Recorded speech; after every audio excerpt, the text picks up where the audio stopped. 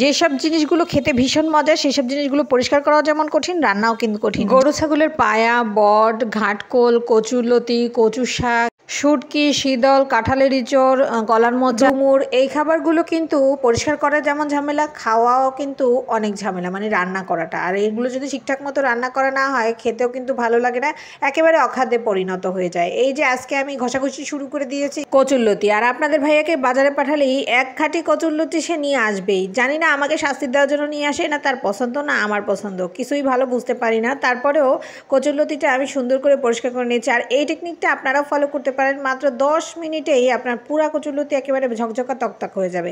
আর এই কচুরলতি দিয়ে পরিষ্কার করাটা খুবই সহজ। এটা হচ্ছে মাজুনি, এই যে তারের মাজুনিটা দেখছেন, মাত্র 20 টাকা একটা তারের মাজুনি। এটা দিয়ে আপনি সুন্দরভাবে কচুরলতি পরিষ্কার করে ফেলতে পারবেন কেজিতে কেজিতে মাত্র 10-15 মিনিটের মধ্যেই। আমি ঘষে ঘষে সবগুলো কচুরলতি সুন্দর করে পরিষ্কার করে ফেলছি, মাত্র 20 মিনিটের মধ্যে সবগুলো পরিষ্কার হয়ে গেছে। একটা জিনিস খেয়াল করে দেখলাম, যেসব ছেলে মেয়েদের বাবা মা দুজনে চাকরি করে সেই সব ঘরের ছেলেরা কেন যেন বউকে দিয়ে একেবারেই চাকরি করাইতে চায় না। আমি বেশি জায়গায় তাই দেখছি, কেন যেন এমনই হয়। আমার ক্ষেত্রেও তেমনই হয়েছে। আপনাদের ভাইয়া কোনোভাবেই আমাকে চাকরি করতে দেবে না, যা আমি পারি সেটাই তুমি খাবা, এই হচ্ছে তার কথা। যাই হোক, এই যে আমি কচুরলতি কাটতেছি, ওই যে সকালবেলা উঠে ফ্রি টু কুক সার্ভিস তো আর কোথাও পাবে না। সকালবেলা উঠেই জামা কই, জুতা কই, মোজা কই, ভাত কই, পানি কই, এই কই সেই কই, চা কই, নানান রকম কোয়ারি তো আর করতে পারবে না কারোর সাথে।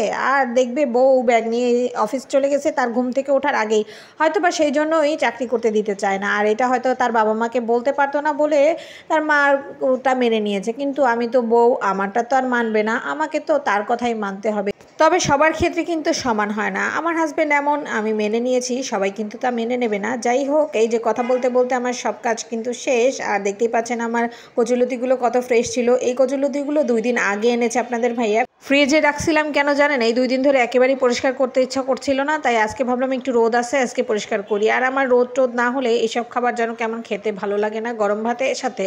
আর এই যে আমি আদা রসুন জিরে সব কিছু দিয়ে দিলাম, দেখলাম একটুখানি রসুন বেশি হয়ে গেছে, তাই আবার তুলে রাখলাম। যাই হোক, আর আচারগুলো ঠিকঠাক করতেছি আস্তে আস্তে করে, 3-4 রকম আচার বানাইছি। আপনারা কে কত রকম আচার বানিয়েছেন অবশ্যই কমেন্ট বক্সে জানিয়ে যাবেন। এখানে হলুদ গুঁড়ো, ঝালের গুঁড়ো দিয়ে দিয়েছি, আমি কিন্তু ঝালের গুঁড়ো খেতে ভীষণ পছন্দ করি। আর সাথে একটু জিরে গুঁড়ো দিলাম। এবার এগুলো সুন্দর করে কষিয়ে নেওয়ার পালা। আর চিংড়ি মাছটা আমি সকালবেলায় বের করে ভেজে রেখেছিলাম। আপনাদের ভাইয়াকে যেহেতু দুপুরের খাবার দিয়ে দিতে হয়, ওকে ফ্রাইড রাইস করে দিছি দুপুরের জন্য। আর আমি একটুখানি চিংড়ি মাছ আলাদা করে রেখে দিছি, যাতে করে একবারে চিংড়ি মাছ কাটাকাটির ঝামেলাটা যায়। আমি ইদানিং একসাথে চিংড়ি মাছ কাটতে একেবারে ভালো লাগে না। ওই যে বললাম প্রায় 2 মাস একটানা রান্না করতেছি, এখন আর রান্না করতেই মন চায় না, মনে হয় যে একটুখানি শুয়ে বসে খাইলে ভালো লাগতো।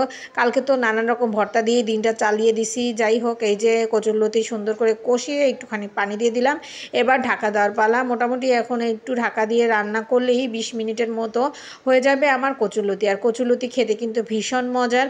অনেকেরই কিন্তু কচুরলতি খাইতে গেলে গলা জ্বলে। এবার একটা টিপস আপনাদের সাথে শিখিয়েই দেই, সেটা হচ্ছে রান্নার শেষের দিকে একটুখানি লেবুর রস দিয়ে দেবেন 1 ফালি পরিমাণ, আর কয়েকটা কাঁচা ঝাল, ব্যাস দেখবেন কচুরলতি গলা ধরা জীবনেও ধরবে না, আর খেতেও কিন্তু অনেক দারুণ হবে। নারকেল হলে তো কথাই নেই। যাই হোক, যা আছে আলহামদুলিল্লাহ। আজকের ভিডিওটা এই পর্যন্ত যারা দেখেছেন সবাইকে অসংখ্য ধন্যবাদ। আবার আরেকটা ভিডিওতে দেখা হবে। আল্লাহ হাফেজ।